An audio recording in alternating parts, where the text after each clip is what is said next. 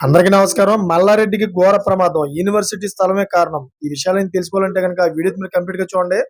అప్పుడే మీకు complete information ఏంటో అర్థమవుతుంది. అదే విధంగా చాలా మంది వీడియో చూస్తున్నారు గానీ, లైక్ అండ్ కామెంట్ చేయట్లేదు. దయచేసి లైక్ అండ్ కామెంట్ చేయండి. లైక్ అండ్ కామెంట్ చేయడం వల్ల ఈ విషయాలన్నీ కూడా మనం చాలా మందికి తెలియజేసిన వాళ్ళవుతాం. అదే విధంగా మనం కూడా చాలా మందికి ఉపయోగపడే వాళ్ళవుతాం. ఇంక లేట్ చేయకుండా వీడియో యొక్క పూర్తి వివరాలేంటో తెలుసుకుందాం. ఫ్రెండ్స్, మాజీ మంత్రి మల్లారెడ్డికి రెవెన్యూ అధికారులు బిగ్ షాక్ ఇచ్చారు. మేడ్చల్ జిల్లాలో ఆయనకున్న యూనివర్సిటీ భూమిలో సర్వే చేస్తున్నారు. 12 ఎకరాలు కబ్జా చేశారని మేడ్చల్ జిల్లా కోర్టును యాదగిరి సత్యమ్మ అనే వ్యక్తులు ఆశ్రయించారు. దీంతో వర్సిటీలో భూ సర్వే చేసి పూర్తి నివేదిక ఇవ్వాలని అధికారులకు ఆదేశించింది.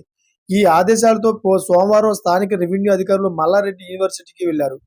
వర్సిటీలో ఉన్న 12 ఎకరాల్లో సర్వే చేపట్టారు. మల్లారెడ్డికి వర్సిటీలో ఎంత భూమి ఉంది, ఎన్ని ఎకరాలు కబ్జా చేశారనే అంశాలపై అధికారులు లెక్క బయటకు తీస్తున్నారు. అయితే కాగా వేడుకల్లో పాటలు, డ్యాన్సులతో వస్తూ సందడి చేసి మాజీ మంత్రి మల్లారెడ్డి మధ్య టైం సరిగా లేదు.